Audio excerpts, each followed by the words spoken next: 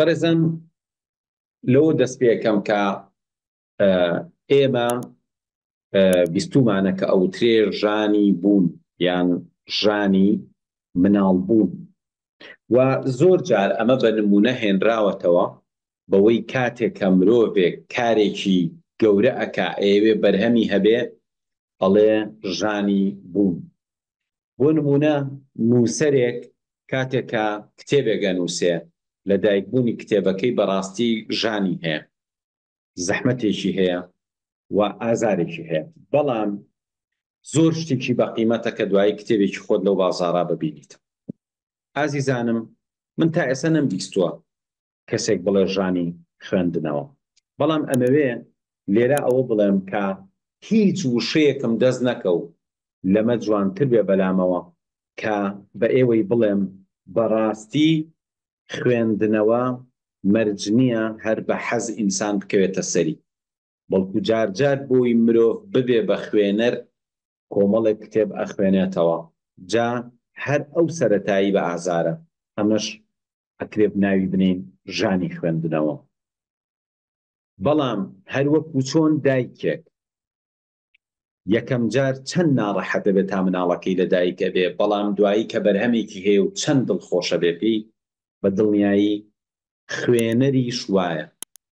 کاتێکە کەسێک لە سەرەتاوە دەسەکا بە خوێندنەوە لەوە چی حەزی لە خوێندنەوە نەبێت، بەڵام ناچاری وای لێ بکا کە چەند کتێبێک بخوێنێتەوە، بەڵام هەرکە چەند کتێبێکی خوێندەوە ئەوەندە بەرهەمەکە بە قیمەتە تا نەیخوێنێتەوە نازانێت. واتە ئێمە ناتوانین بڕۆین کەسێک کە کتێب ناخوێنێتەوە بیهێنینە پێشچاوی، ئەگەر ئەو کتێبانە بخوێنێتەوە دوای ئەو کتێبانە ئەم نەفەرە چێژی ئەو بەدەستهێنانەی چەندێکن.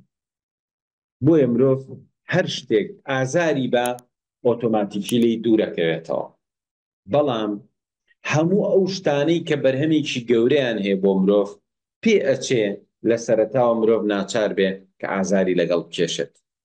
من ناڵم خوێندنەوە بە ئازارە، بەڵام فێربوونی خوێندنەوە مرج نییە چێژ بەخش بێ. لای زۆربەی خوێنەران خوێندنەوە چێژ بەخشە. بۆ نمونە ڕۆژێ لە ڕۆژان چیرۆکێکی خوێندوێتەوە، ڕۆژە ڕۆژان کتێبێکی خوێندوێتەوە، هەر بە مناڵی نامیلکیەکی خوێندوێتەوە، بەرەبەرە چێژی بۆ دروست بووە و زۆرێک لە خوێنەران بەم جۆرە. بەڵام مرۆڤێکە عەقڵ ئەگرێ، گەورە ئەبێ، تەماشای دنیا ئەکا، تەماشا ئەکا دنیایەک مەعریفە و تێگەشتن هەیە لەم دنیاە، ئەمیش پێویستی بەوەیە بەدەستی بێنێ، بەڵام کاتێ نیەتی ئێخۆ ئەمە شتێک نییە نەتوانی بەدەستی بێنی. لە ئێستا ئەوەی بچی لە ماڵێک کتێبێک وەربگری، لە مامۆستایەکی وەربگری، یان لە شوێنێک بە ئەمانەت وەری بگری، یا بچی بۆ کتێبخانەی گشتی، یعنی ئەمە هیچ مەسروفێکی لەسەرت نییە.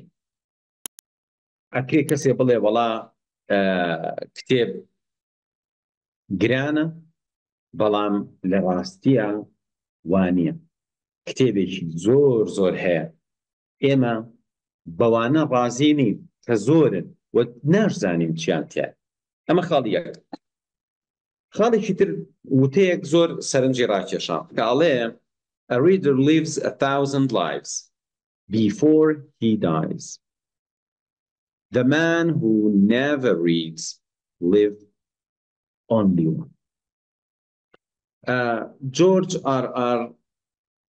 ماوتن نووسەرێکی ئەمریکی، ئەم نووسەرە لە یەکێک لە ڕۆمانەکانیان ئەم قسەی نووسیوە، ئەڵێ خوێنەر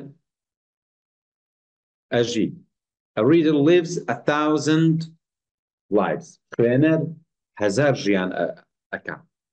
ئەوە تەنها ئەو کەسانن کە ناخوێننەوە یەک جارش. ئەگەر لەم قسەیە تێبگەین ئەومان بۆ ڕوونەبێتەوە. ژیانی تۆ لە ساتی لەدایک بوون بۆ مردن خۆت کە ئەزمموی ژیانەکەی ئەمە یەک، بەڵام کاتێک کە ئەچی ئەخوێنیتەوە ئەزمموی ئەوانی تریژ وەرەگریت. بۆیە ئەم ژیانە بەس خۆت بژی تا ئەمری وەکو زۆرێک لە مرۆڤە سادەکان بەڕاستی بە زایەدانی ژیانی خۆتە. من خاڵێک باسە، ئێمە هەمومان ئەخۆین، تۆ بیرکەرەوە خواردن ئەگەر نەبێ ژیانی ئینسان چی لێ بەسەری؟ باشە خواردن ئەو شتەیە کە ئەچێتە گەدا و وزەیەک ئەیا بە جەستە مادیەکەی ئێمە. ئەی باشە ئێمە خۆشەویستترین کەسمان لەبەر عەقڵ و لایەنە دەرونیەکەیەتی خۆشمانە. ئێستا تۆ خۆشەویستترین کەست جاری وا هەیە بمرێ کەمتر ئازار بەخشە وەک لەوەی بۆ نمونە ئۆتۆمبیلێ لێی بە شێت ببێت بکرێتە بازاڕ و خەڵک گاڵتە بە عەقڵی بکات. ئەها ئەم دیمەنە چەند بە ئازارە. کەواتە تەنانەت من بمرم باشترە لەوەی کە بمێنم بەڵام عەقڵم لە دەزیادە. ئەی باشە ئەم خواردنەی کە ئێمە ئەوەندە گرنگە بەلامانەوە ڕۆژانە دووژەم سێژەم زیاتریش ئەخۆین و تەنها وزەیەک بە تواناجەستەیەکەمان ئەیە ئەی خواردنی ئەو مێشکەی کە هەموو بە نرخی ئێمە لەوێ. جا خۆشەویستان من ئەم شەو ئەو پرسیارانەی کە نووسیمانە هەوڵەیم وەڵامی بینەوە. لەوە ئەچێ زۆربەی کێشەی ئەوەی هەبێ ئەڵێ من حەزم بۆ خوێندنەوە نییە، یعنی بۆ نمونە کە ئەخوێنمەوە چێژی لێ وەرناگرم، خەوم نییە، بێزارە بم. یەکێکیکە ئەڵێ وەڵای من تا ئەسە نەمخوێندوێتەوە ئەزمونم نییە. تەسەوورکەن بەڕێزان چەندها نەفەر ئێستاکە مامۆستان، پزیشکن، ئەندازیارن، فەرمانبەرن لە ژیانیانە دوو کتێبیان نەخوێندوێتەوە. هەر بە سەراحەتەیڵێ ئایا ئەمانە ئەوانن کۆمەڵگە ڕاستەکەنەوە و خزمەتەکەن؟ ئایا ئێوە سیقەتان بە عەقڵ و عیلمی ئەم شەهادەدارانە هەیە کە لە ژیانیانە دوو کتێبیان نەخوێندوێتەوە؟ دڵنیام ئەوەشتان کە ناخوێنێتەوە یەکسەرە زانێ فەرقی ئەو دکتۆرەی کە مەکتەبەی گەورەی هەیە و بە تایبەتی ئەچێ کتێب ئەکڕێ لە بواری پزیشکیا و ئەخوێنێتەوە لەگەڵ ئەو دکتۆرەی ئەسڵ نەک بواری پزیشکی، هەر لە بوارەکانی تریشیان. من زۆر جار نمونە بە پزیشکیانمەوە. لەبەرچی؟ لەبەرەوەی ئەمە زیرەکترینەکەمانە هەر لە کۆمەڵگا، زیرەکترین و لێهاتووترین و جددیترین تەلەبەمانە چۆتە کۆلێژی پزیشکی. بۆیە نمونەکە لەسەرەوەیە. کەواتە نمونەکە بۆ ئەو ڕاست بێ ئەوانەی ترمان وەزەمان.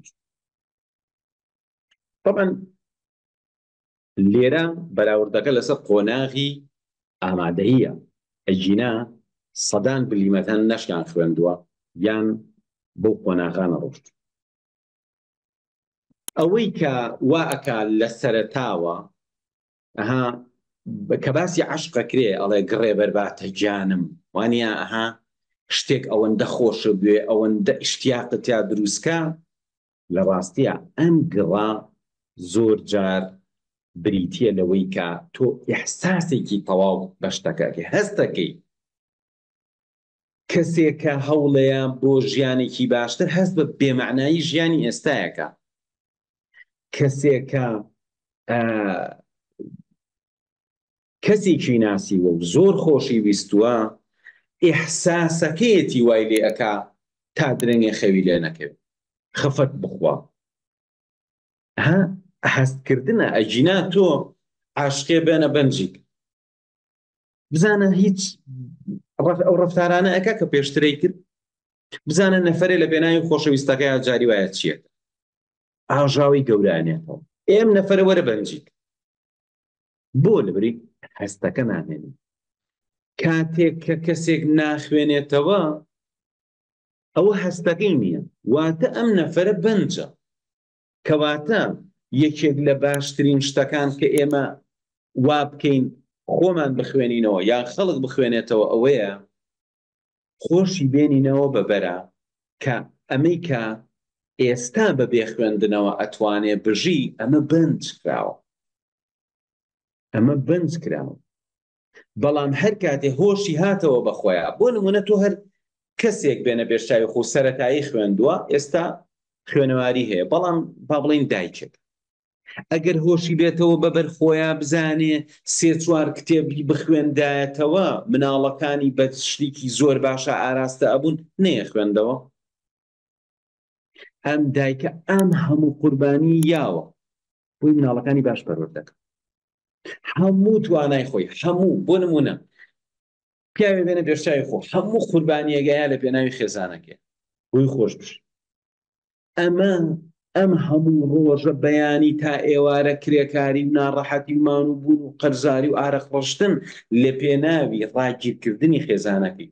ئەی ئەمە ئەگەر هۆشی بەهاتایەتەوە بەبەرخۆیان بیزانایە خوێندنەوەی 7-8 کتێب و 5-6 گۆڤاری دەروونزانی و پەروەردەیی ژیانی عایلەکەی ئاسانترەکە، ژیانی ڕزگارەکە نەیە خوێندەوە ئەو هەموو قوربانی یاوە ئەمەشی ناکرد ئەیکرد.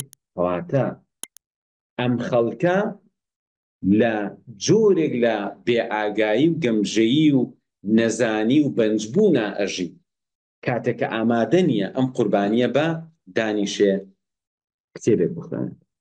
کەواتە یەکەمین خاڵەوە دەست پێەکە تۆ هۆش بێتەوە بەبەر خۆتە بزانی کە زۆرێک لە بەدبەختیەکانی ئایندەت بە خوێندنەوە و هۆشیاری ئێستات تۆ ئەتوانی چاکی بکەیت. من باسی کەسێکەکەم کە ئەوێ شتێ باشکە ئەگینا تۆ مێ خۆت مقارنەکەی بە کەسێک کە خوێنەرە بەڵام شتی خراپە خوێنێتەوە، یان ئەسڵەن هەر خۆی کەسێکە مێشتی نایکات و یان کەسێکی بێعەمەلە عەمەل بەو شتە ناکا کە ئیزانێ. خۆ بەراورد مەکە بە خوێنەرێکی پاتاڵ وەکو لای ئێمە ئەوترێت.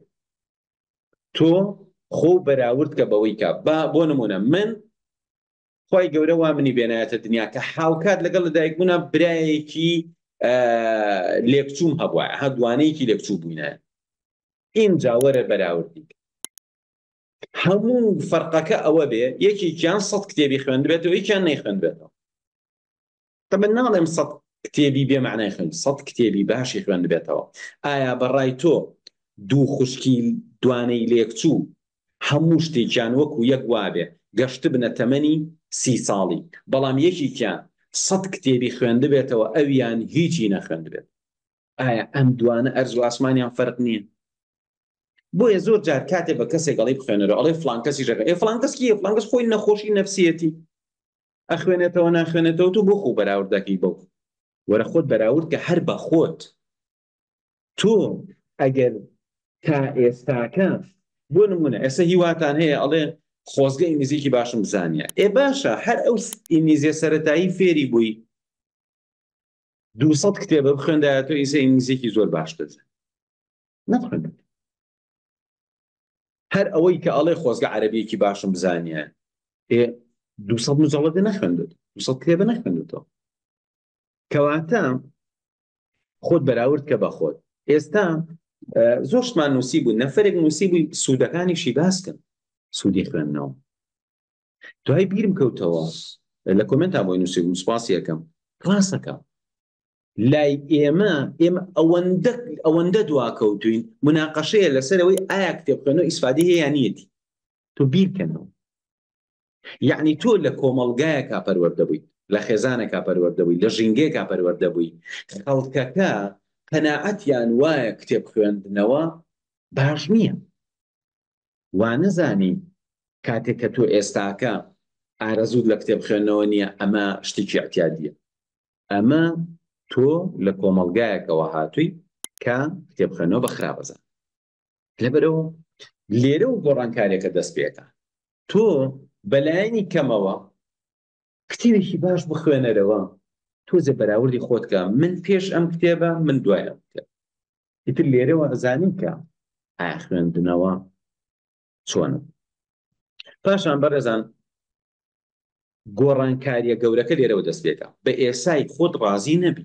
هیوایە زۆر لە خۆ ڕازیە طبعاً کێ لە خۆ ڕازیە حتا نەزانتر زیاتر لە خۆ ڕازی حتا ئینسان زیاتر بەنجکراوێ زیاتر گەمژە بێ زیاتر نەزان بێ زیاتر ڕازیە.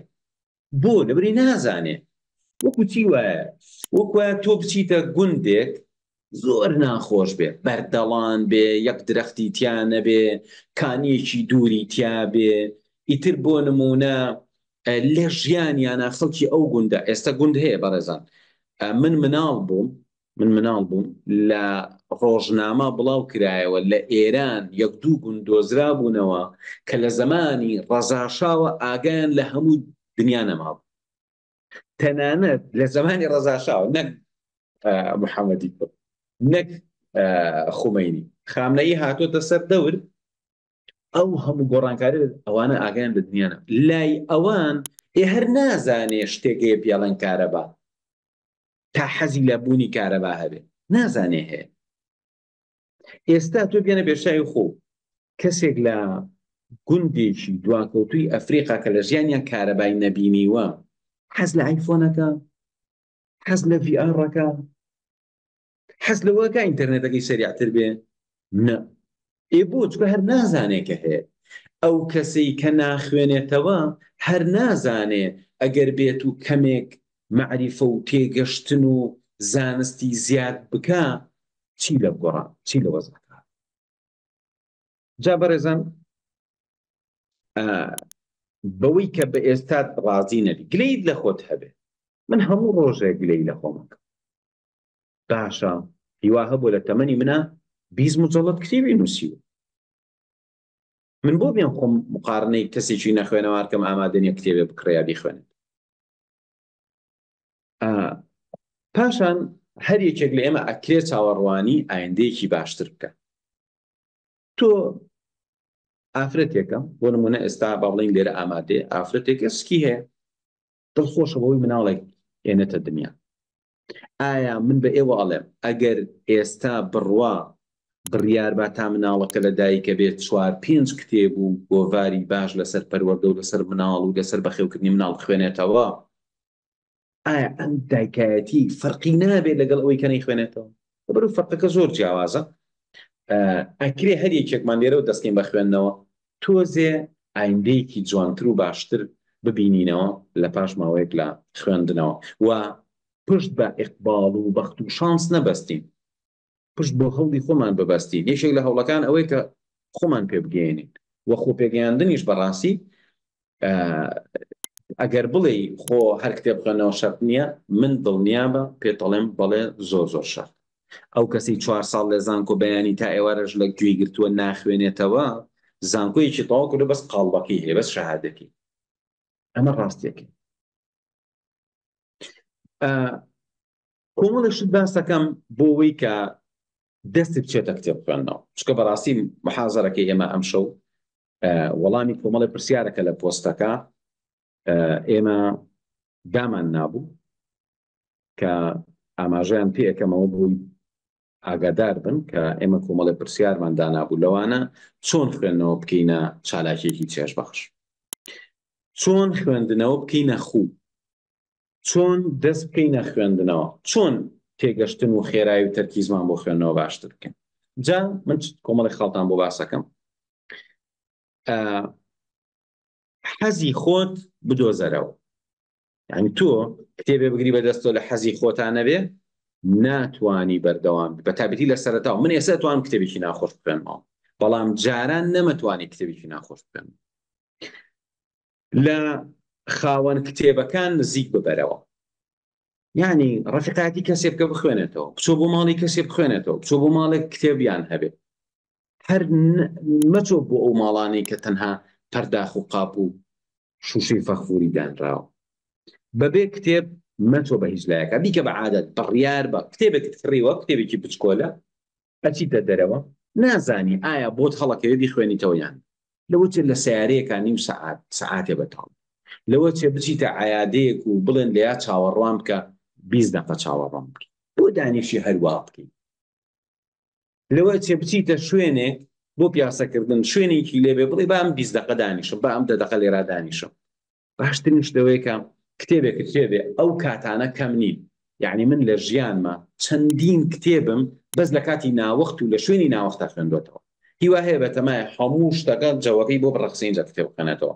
نە، من چەندین کتێب خوێندوێتەوە لە ناو سەیارە لە ماڵان چوون بۆ ماڵێ وتویانە وەڵام ئەگەر ئەلیا چاوەڕێمان بکەی نازانم کوێ هاتوو بمبورەوە ها جاریوە تۆزێ بەجێ تێڵن و ئەمانە یا بۆ نمونە لە ناو پاسایان لە شوێنێ چووم دانیشتم هەنجاروێ نازانین چی بکەین کتێبەکەت دەربێنە المهم کە چوویتە دەرەوە لە ماڵ کتێبێک پێبێت و یەکێ لە شتەکان ئەوەیە خەیاڵێکی شیرین بکەیت ئەم خەیاڵە وەولێکا بخوێنیتەوە ئێستا خەیاڵێکی شیرین بکەیت بۆ دوای خوێندنەوەی کتێبات بۆ نمونە لە بوارێکە 15 کتێبە جیا کردوێتەوە ئەو خەیاڵە شیرینی تۆ دوای ئەو 15 کتێبە لە چ مستەوایەکەی ئەمە زۆر مهمە و هەروەها خودی خەیاڵی کاتی خوێندنەوەکە من لەوە یەکێک لەو شتانەی وای لێکردم زۆر جا خوێند بێتمەوە ئەوە بووە کە دایمە خەیاڵێکم هەبووە و تومە ئەگەر ڕۆژێ گەشتم بە هەموو ئامانجەکانم